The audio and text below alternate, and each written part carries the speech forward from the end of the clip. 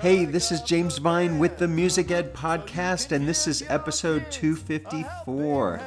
Tips for Black History Month, teaching the music and links to all kinds of resources.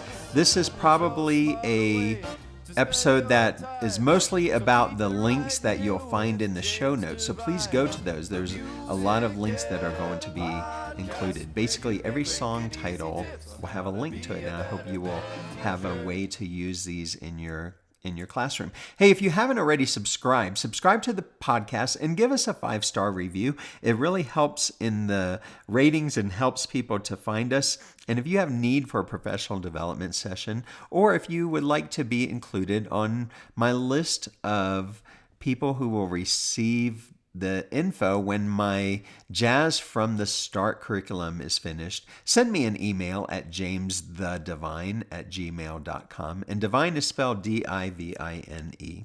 jamesthedivine@gmail.com.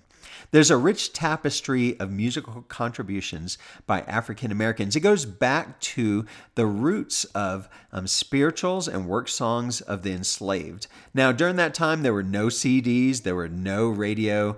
People sang these spirituals and work songs to help to keep their mind off the drudgery of what they were doing. One of the more famous songs that people still hear in this day and time is Swing Low, Sweet Chariot. And remember to go to the show notes to find a link to videos that you can use. Another one of this era was Wade in the Water. And some people say that that song was kind of a sample of like Harriet Tubman, that the things I've read said that Harriet Tubman would give it as a warning to some of the slaves that she was helping to escape, that they needed to get into the water to escape from the dogs that were able to sniff them out. Now, in the 1920s, we had a Harlem Renaissance, and this was a cultural explosion that birthed jazz and the blues. And some of the people that were famous during that time, remember to go to these links: Duke Ellington, Louis Armstrong. Louis Armstrong, if you don't know of him, he had a very distinct sound in his singing that people have tried to imitate, not to as great of an effect as he did. And he also was a trumpet player. And also Bessie Smith. Now, this era left us with improvisation, with a lot of musicians adding to the music. And improvisation really does make things more interesting. I've gotten back into performing since retiring halftime, and I am really thankful for the songs where I get to improvise on. In the 1950s and 60s, we had something very important happen. I was born 1966. Okay, that's not the most important thing that happened, but we had some changes in the music style. We had rhythm and blues came out, and to me, one of the best eras of the saxophone when rock and roll music came out. Some of the names and links that you'll find for this time period were artists Chuck Berry, Little Richard, and then Sister Rosetta Tharpe.